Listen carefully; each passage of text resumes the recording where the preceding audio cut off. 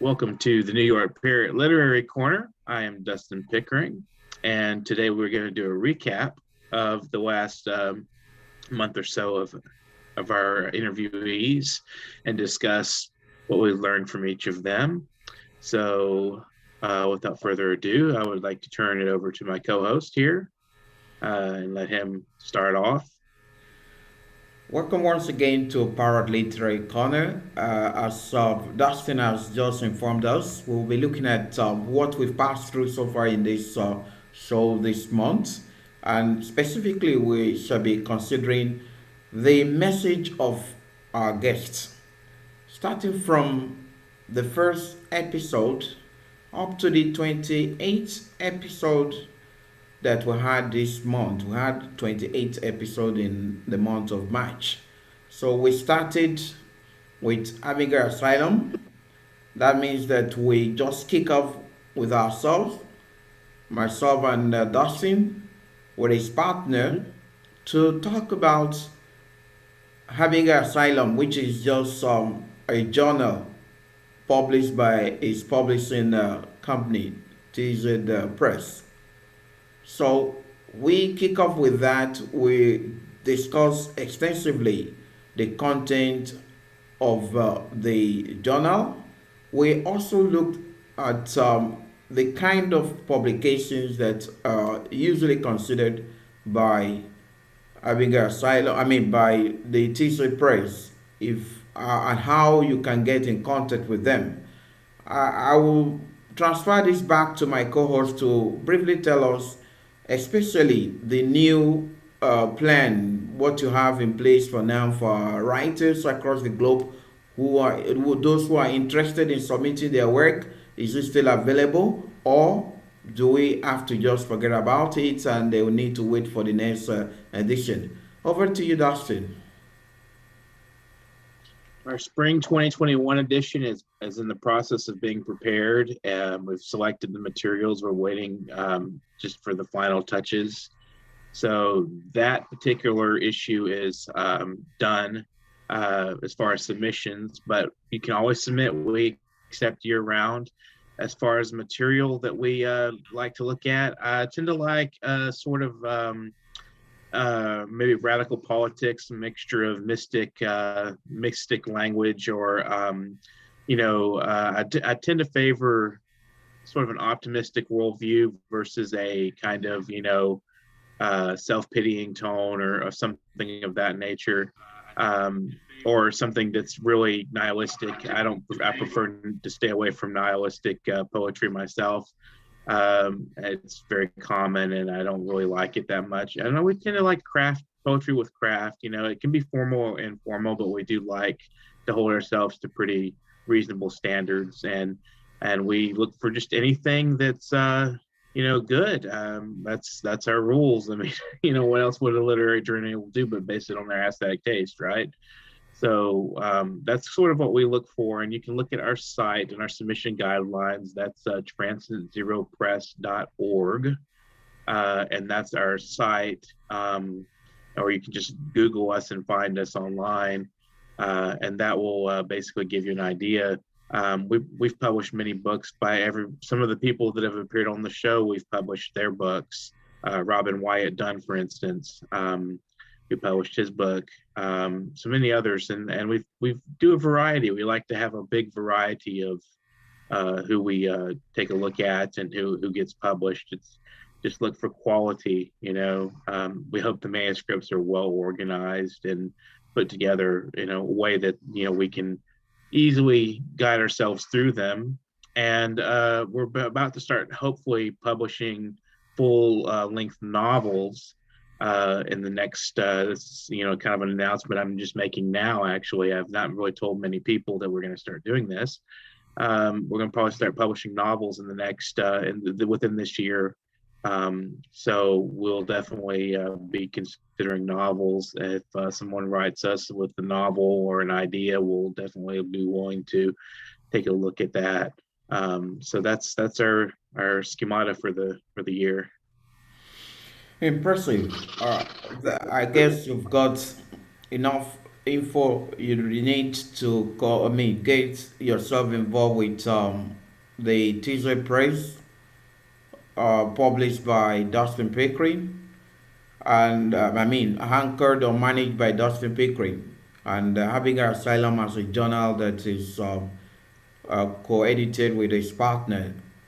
So, who will be joining us very soon if he's lucky to join to get us on the show before we end the show today. So that's just the first part of our program in March. The second part, our second episode focused on the Greek poetry, and we invited Dr. Christopher Velisario. Do you remember what kind of message this lady conveyed to our viewers, Dustin? Yeah, I remember quite a bit of one thing she spoke about the Greek language being very important to the people of Greece, and she talked about being a contemporary beat poet, which is sort of like living as your own person. And she talked about sort of like poetry being as you're writing it, you're filled with a I guess a sorrow or inspiration. It kind of has a flame to it, and we talked about that. And it was a very interesting talk. I really enjoyed listening to her discuss poetry. Yeah, I also remember that she made it very clear that it's easy to translate English poetry, poems to Greek, but it's very challenging to translate Greek poetry or poem to English or any other language because it's a bit rigid. The language has got lot of meanings and it's difficult to get exact translation or exact word that could be used to do the proper translation. So they Right, made it very clear that because most of the Greek poets are not really interested in conveying their message in any other language, so it's a bit difficult to get access to Greek literary world unless you understand Greek as a language. So that's just right, a message, and she implore us to always convey our message of peace through whatever creative work of art that we are blessed with. Thank you so much, Christopher. Sorry, we appreciate your time with us. The third episode focused on Anglo-American literary arts with Rose Brew. Rose Brew is based in the UK and is an American writer and publisher too. So, do you still remember our key message on that day? That's it. we talked about publishing and breaking through in marketing and how difficult and how expensive that can be. I remember that. We also discussed some of the maybe overt and latent sexism of British society or English society in the UK. And we talked a lot about her life as a publisher and how much she enjoyed publishing certain works, and the focus being, certain things that she was interested in, like environmentalism and other things that were of current interest to people. Yeah, the lady was really very interesting. She was an active lady. She really entertained our audience of that day with vast knowledge of publishing, especially for small publishing press, how they can operate without having too much of stress, and the challenge that they face, especially when it comes to promotion of the book published. So that's what we discuss in the third episode. After this third episode, we move to Ghana with Oswald Okaite, a spoken word artist, a poet, and an activist. And he really presented a very unique spoken word with us and share his ideas with us. Do you also remember what he said, Dustin? Yes, I do remember. We had some technical difficulties that day as well, and it was hard to sometimes understand what he was discussing. But I do remember his pieces were excellent. I enjoyed listening to him quite a bit. Yeah, our viewers, we are now three in the studio now. We have Wise joining us to also share his ideas with us, especially with a review of what we're talking about with regards to Harbinger Asylum. And he is here on the show. Welcome on the show with us, Wise. Good to be here. Apologize for my tardiness. Um, That's right. I'm glad to be here. Um, yeah, this was a pretty, even though there wasn't a consistent theme, I really enjoyed the acceptance process. That we had some very talented writers. We always do. I shouldn't shouldn't say that, but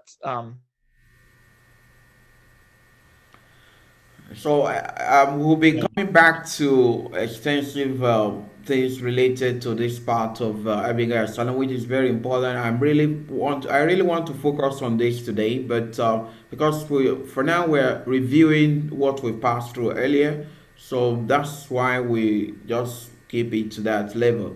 So going forward, we went with Paul Richmond after the Ghanaian port.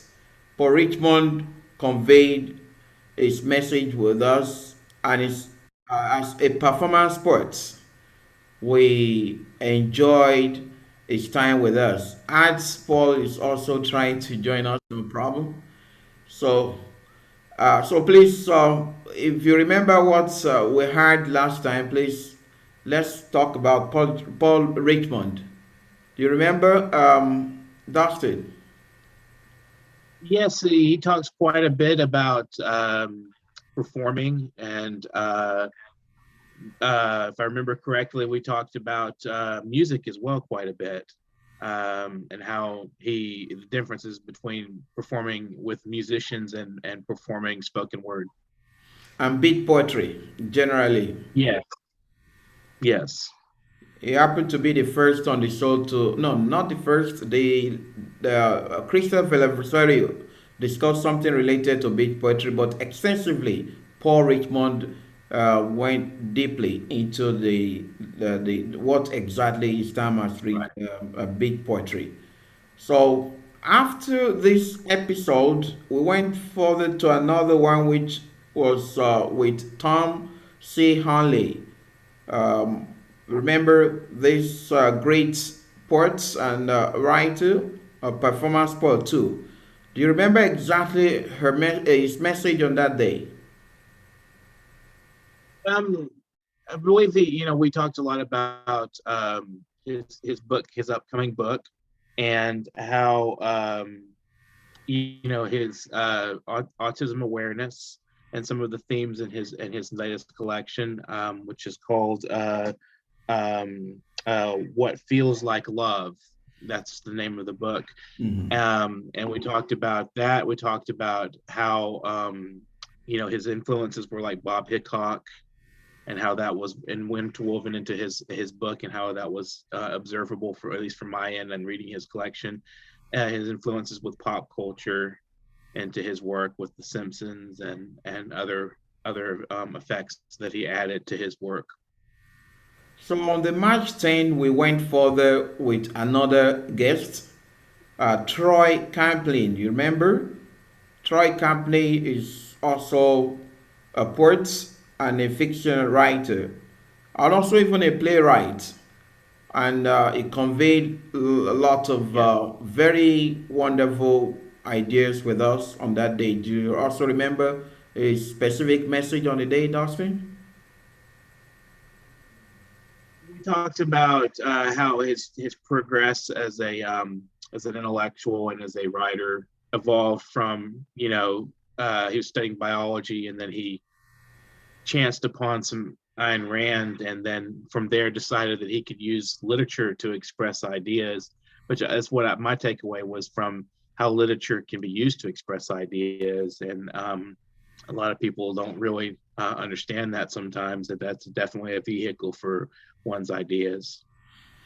Yeah, indeed. So after this great writer, we went to India for the first time on the show, with Artiker Kazi, the young Yes. poet who was about to even publish a work, or I mean, to launch a work, a first book or chapbook. Remember, and she Yes. conveyed a lot of ideas with us on the show. I remember vividly she talked about not bothering oneself to be too conventional before you can convey your message. You don't need to be an expert in the area of literature or poetry before you become a poet. That was the key message I got from her. Any other message you were able to get from this lady? We talked a little bit about translation and her voyage into German, which was interesting because she was not the only guest we had who had also been from India who studied with in Germany and with the German language. I guess we'll talk about that a little further on down the line. Yeah.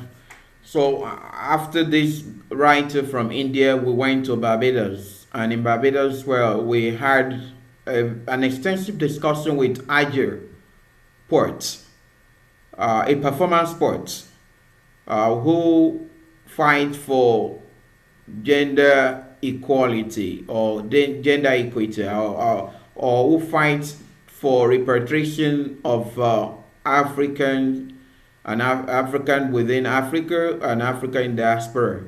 So beyond that, what message were you able to gather? What messages were you able to gather from him on that day?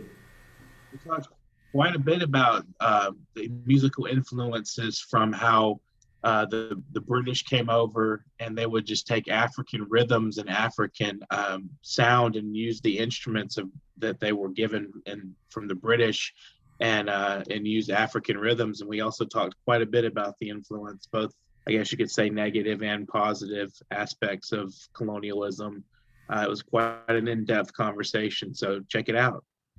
Yeah, check it out indeed. And he also made mention of colonialism and effect on the life of the people of Barbados. So after him, we invited John Dorsey to join us on the show. This is one of the most established American poets. What do you remember about John Dorsey? That you can indeed make money doing poetry. That was one of my big takeaways that you can live off of poetry if you work at it, if you try very hard. He discussed networking quite a bit, his travels, people he knew and met along the way. And it was quite entertaining and as well as informative to hear, for instance, that he set up with bands that played music at bars and they would come in and he would read and people would buy his book there and he was talking about the various ways that you could promote your work and through those avenues. Indeed, and his way of even presenting is so simple. Most of these writers, most of the poets nowadays don't make poetry too difficult for readers to understand. Unlike in the past, where they make it too challenging for readers to understand. So we're Right. able to even see the difference between the established in the area of literature and the unconventional poets, how they write and how they convey their message. As soon as we finished this, the following day we had a guest from Denmark who is based in France. That is Tina. Tina we turned off. So Tina happened to be a novelist who has got some books published recently, especially a book titled Soul Wanderer. The Soul Wanderer. So, do you remember specifically a key message on the show on that day, Dustin? She had quite a lot of ideas and that she was intent on writing them down before they left her, I guess you could say. One of the takeaways I got from overall from talking with her is that we can always, anyone can sit down and write a book. The ideas are there. You just put them together. She got a lot of ideas from dreams and then she said she made time, even though she now was having time because of the COVID-19 quarantines and so forth. And she had more time now to write what she wanted to write. And she said she had a whole bunch of ideas that she needed to put down because there were so many of them for the next books she was preparing to write. Indeed. And the following day, we went straight back to, I guess, that's what's in New York. We had Christian Sloan studied. Uh, Yes. yeah, a Salvadorian American writer and artist, visual artist. What was our key message on that day? I believe that what I took away from it was she sort of like got a lot of work just sort of flowing into things and experimenting and going into places that were for instance, she worked with disabled people and how she learned from them and was able to get more work with them, and how she was from a family that was very artistic, and that helped her in her pursuits as well. So that you can also use whatever creative mind or creative talent you have to change the life of the people, to add value to the life of the people. And that's what she does, especially Yes. for those who are badly in need of help. Not they're challenged physically, so she used her own creative arts, both visual and filmmaking, to console them, comfort them, and make life a bit better for them. We really appreciate her for her time with us on the show and for her wonderful work for the less privileged ones in the community. Alex Encomendia is also was one of the authors we invited, or so it was the author we invited the following day, and he's from Arizona, if you remember, and he conveyed a lot of messages. Specifically, what were you able to take away on the day? That he battled with a lot of ideas that he put on paper. That part of his project as a writer was to sort of make sense of the world. We discussed theology, existentialism. His current. He read from his current or one of his most recent works about, I can't remember the name off the top of my head, but it was about an architect and the emails being exchanged between architect and a scientist, and how they were having conflicts of interest, but they were trying to work together, and how that turned out as far as finding heaven on physically finding heaven. It's a very interesting discussion we had with him about that. Yeah, very interesting indeed. As soon as we were done with him, we had a very lengthy discussion with a Swedish poet, another beat poet laureate, and a performance poet indeed, who is also a creative or visual artist. And we had extensive discussion with him. What were you able to take away on that day, Dustin? I think the main thing that I understood from him was you never know where life is going to take you, because he sort of fell into art, as a person in prison in Turkey, who was crossing over, I believe, to India from Sweden, I think he said. And he had a lot of interesting travel stories, and you never know where. Not only do you not know when art will find you, but do not know where it will take you. And his art was fantastic. I believe it was imaginative and symbolic, and we had lengthy discussion about his beginnings as an artist until now, and so that was something that I found very interesting. Yeah, indeed, there is no way you cannot find your creative talent. He found his own in Turkey, in a prison. And from then, he continued for over 50 years. He has been in this creative world and is very, very active in both visual art and poetry, beat poetry in particular. His name is Bang Ojunknut, if you remember. So, Yeah. and the following day, we went back to the States with Paul Konecki. Paul Konecki was the one of the writers from Dallas, Texas. There, I think he happened to be the first poet from Texas that we interviewed before we later had others on the show, if I'm Right. not mistaken. So, what message were you able to get from Paul Konecki? Well, he was very enthusiastic reader and person just to have to talk with, and he also gave me the impression of, you know, flowing into life and just learning as you go. And you know, one of the things I took away from the discussion with him is how important it is to just you know, be in the moment, to enjoy the moment as it's going and as you're passing through it.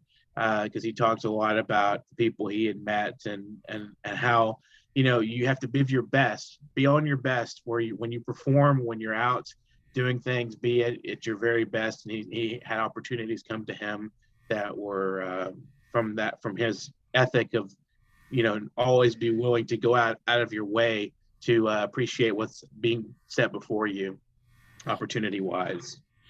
Yeah.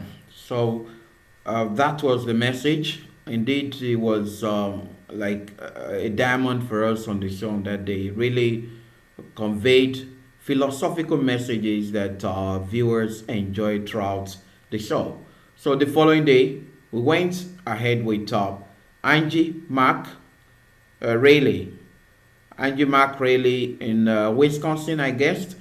I guess she's from Wisconsin, a village in Wisconsin. So, and she happened to be a performance poet, or we can say a musician, because she actually performed on that day with us, and she conveyed lots of messages, gave people opportunity to even train them virtually and physically. Beyond this, Yeah. what other things were you able to take away on that day, Dustin? She talks quite a bit about the history of blues music, um, old things that we have forgotten about that she brings to the core, like Paramount Records, and how they were basically just sort of another example of falling into the arts. They were, I believe they manufactured furniture, and they got into basically producing records and phonographs, and that from that on they produced what they called race records, which were blues music, basically the roots of blues music. And she helped uncover some of the history of that, and I found that to be very interesting. Yeah, indeed, it was really, really interesting. And after this lady, we had others, but I want us to go before we go back to the States. One of those we interviewed on the show is Pat Connors from Canada. If you Yes. remember, with his 100,000 poet for change that we had together in 2011, I guess, and a lot of activities is involved in Canada and beyond Canada. What other message or the key message that he conveyed on that day, that's it? One of the things I took away again is the how democratic the arts can be, how you can write in very basic language and convey very complicated ideas. That was one thing I got from him, and also the influence of the Roman Catholic tradition on his poetry, which kind of shows, you know, sometimes certain things just don't leave you. You stick with them, and they kind of grow on you. Yeah, indeed. Certain things will never get away from you. Once they stick to you, they become part of you and they grow with you. So, Right. along the line, we had an interview with a South African poet based in the UK. His name is Don Bilkis. Do you remember? So, what Yes. was his key message apart from apartheid and some of his experience in South Africa? What I took from that was his three books and his you know, trajectory through those three books, and how he just found a lot of hope and spirit in literature. And I remember very clearly him talking about getting how he got involved and being published, and how it was, you know, he went to an art exhibit, and he was featured there for a brief time, and how they really liked his work. So I think we've passed. There was another time on, especially on the World Poetry Day, the 19th of March, we had spoken word artist from Nigeria, another one from Texas that graced the occasion with one of our invited guests on that day. What was the key message we were able to take away from them on that World Poetry Day? Well, we discussed with Gabriel Langley. We talked a lot about her inspiration for Azaleas on Fire, and that was an excellent, discussion about how taking a poem, taking the title of a book from one of the poems, from a line from one of the poems, was of interest to me. Specifically, trying to derive inspiration from the book itself. And we talked quite a bit about her work with helping with violence against women, as far as poetry and giving voice and reclaiming your personhood through poetry. And I enjoyed the spoken word performances as well. Yeah, indeed, they graced the occasion well, and they made it so memorable for us. We appreciate the guests that we had on that day, especially those other ones that supported with their creative work, their performance specifically. So beyond this, we also had a special interview with another writer. In this time around, we went to Nepal, and that was Peru Temesina. If you remember Peru Temesina, a very young, Yes. shy lady with a lot of creative ideas. What was her message on that day? From what I took from her, she had a family history of artistic interests, and she talked a lot about motherhood and being kind to women and not and facing harassment herself online, and so how that affected her to write. And she was a wonderful and passionate reader of poetry. I enjoyed watching her perform. Yeah, indeed she was, and I hope to have her again another time because I believe that if she continue with the pace of her involvement in creative activities like that, she will be an ambassador of Nepal one day, especially in the creative world. So Yes, discussed that after with her. this, we had another session with Robin Wyatt Dunn. You remember this very unique, calm writer. He's Right. so unique, he's calm and he's versed with a lot of creativity or creative ideas, both in academic setting and beyond academic setting. What was his message specifically? To avoid the state. That was one of his central focuses, I believe, was he said, try to withdraw as much as possible from government, that he felt it was influencing the arts too much, as well as, economics and so forth. So he was pretty well and articulate about that. And I think that was an interesting take and approach in today's world to look at the way. And he also discussed pretty fluidly about how language can be created by poets, and how they can, in a sense, recreate the world through language. And he felt that government kind of infringed on poets or on artists too much in the way that they policed language. And I thought that was a very interesting message. Yeah, I think he happened to be the first writer to lay more emphasis on the issue of money, importance of money when it comes to Right. making a change in the society.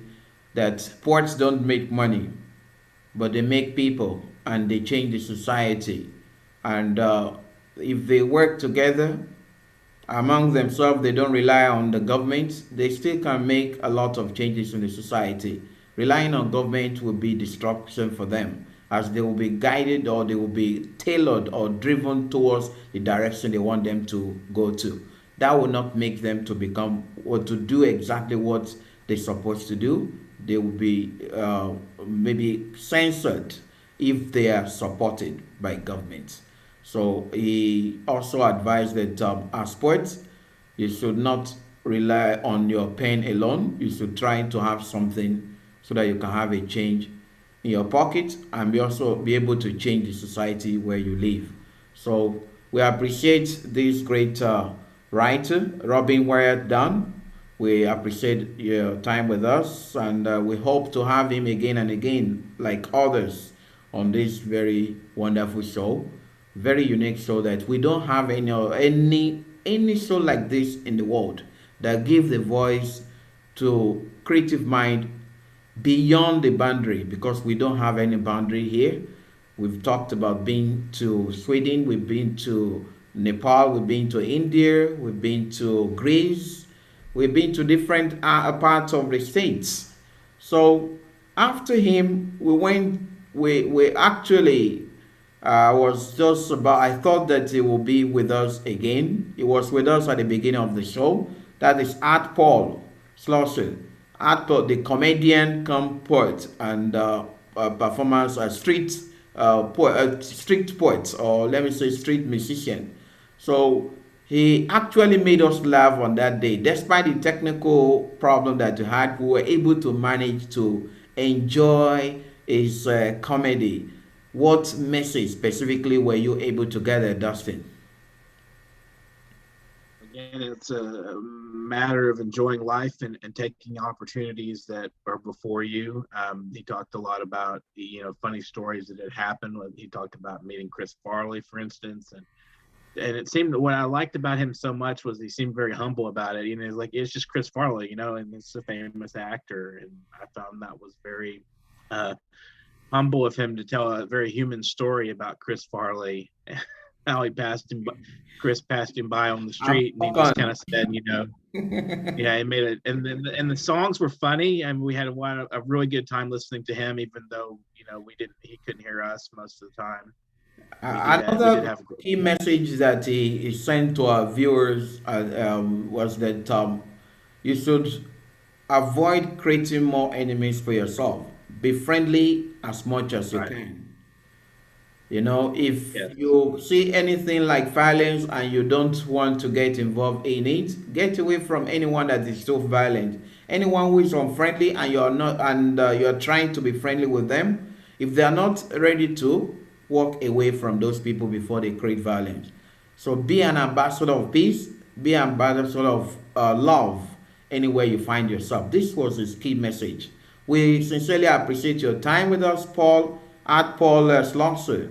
Thank you so much for sharing your comedy, your poetic lines and music with us.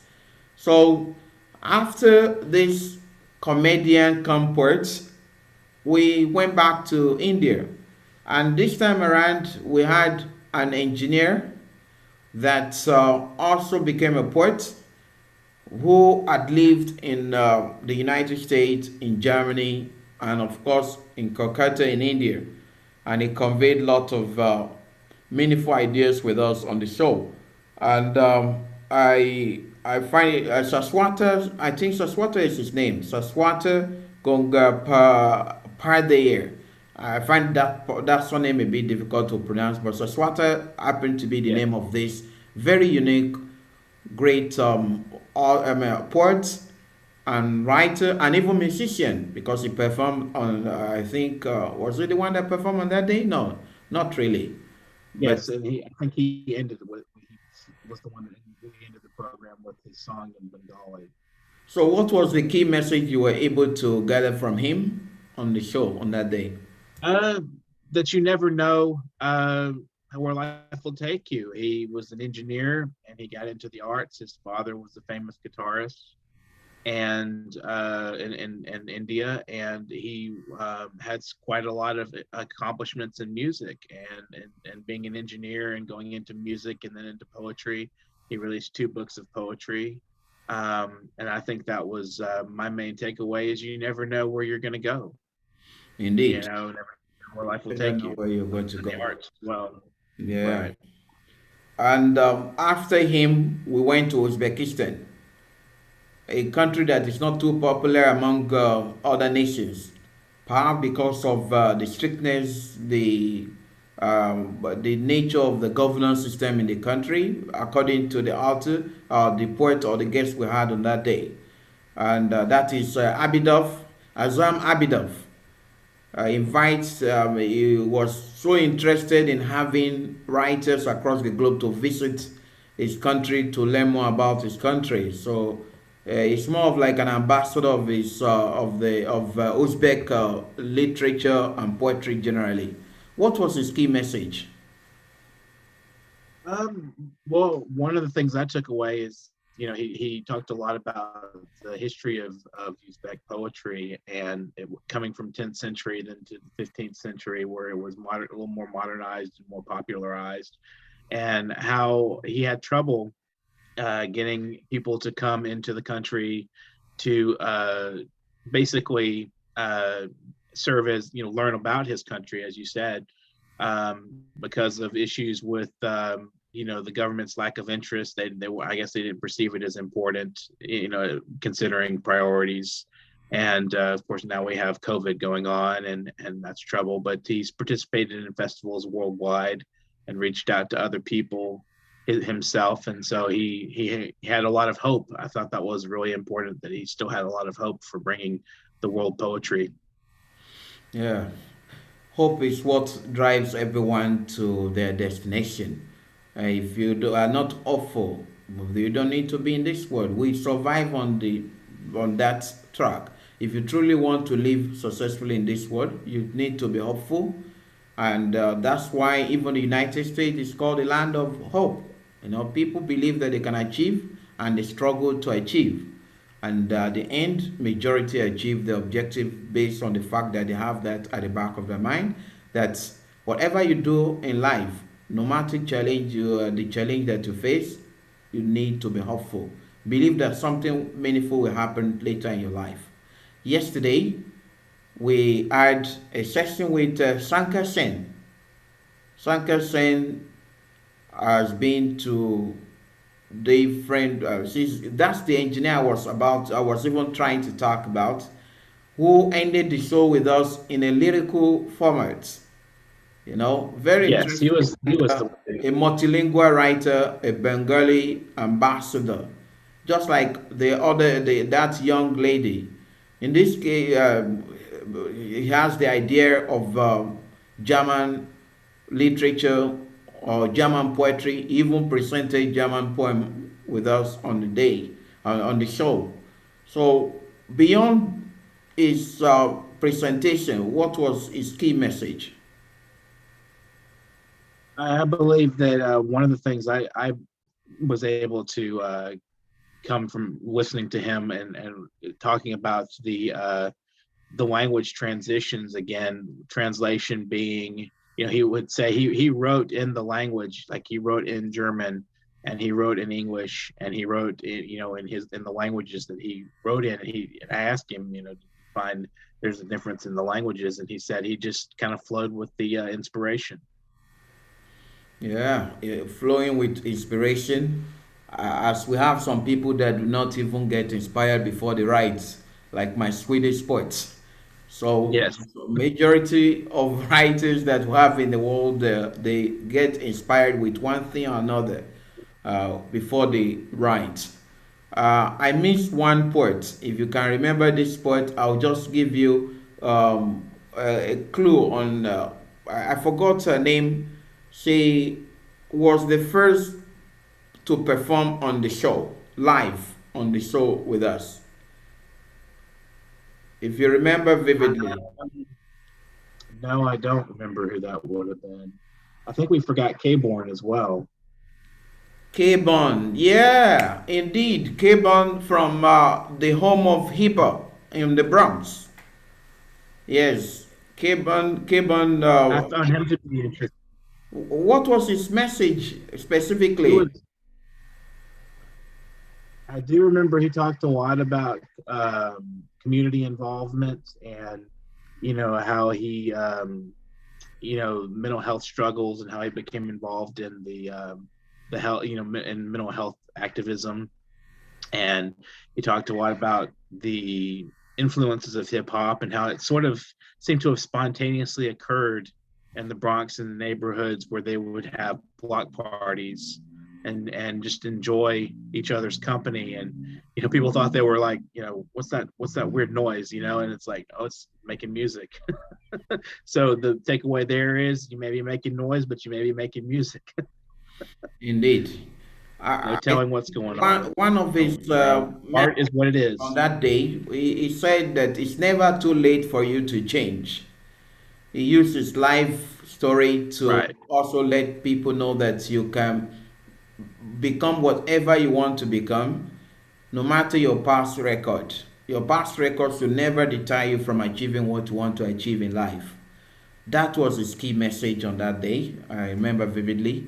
And we played his song titled "What's Peace," and Yes. he made us realize exactly what peace is from his lyrical line. Yes. We appreciate your time with us, K-Bond. We hope to have you again next time on the show when we have something related to your area of specialization. So, this is a general recap. I still remember someone, a lady, I forgot specifically. She writes more of spiritual, social poetry. Is that Melissa? Do you remember? Melissa Chappelle? Yeah, she performed on Yes. the show. Yes, she did perform, and I really enjoyed her music. She was quite a performer. Hmm. So, and And she talked about even theology our and story enough for us to say that you can be anything if you believe in yourself. You can achieve anything regardless of whatever challenge that you face in life. That was the key message I got from her on that day. So, while we're rounding up, I want a general message from Wise. If Wise is still there, we want Wise to come online to just give message to our viewers at home regarding poetry, regarding life generally. What message do you have for them in 30 to 40 seconds or 1 minute maximum? Okay.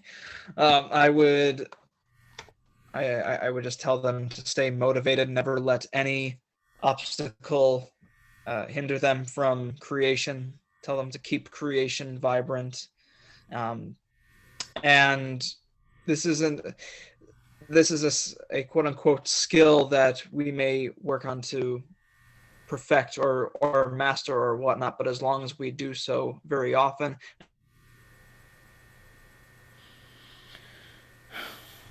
I think we lost the sound from his side. We no longer get his message. Uh, I think he's trying to convey messages to us, but we appreciate your time with us, Wise. We appreciate your time. We sincerely appreciate all our guests on the show. We hope to also meet you next right. time on this very unique platform. Subscribe to the channel if you have not. We'll keep giving you unique updates. Any message, Dustin, before we run it up? This is the only channel of this kind. Subscribe to it. We're working hard for you, and we want to give you the platform. So contact us, New York Parrot. Yeah, if you want to contact us, we have our contacts on the page. You can as well call us or email us, editor@newyorkparrot.com or nyp at nypliterary@gmail.com or literarycorner@newyorkparrot.com. Cheers. Poetry Bye. lives. Wise. Poetry lives. Poetry lives, long live the arts. Thank you for having me.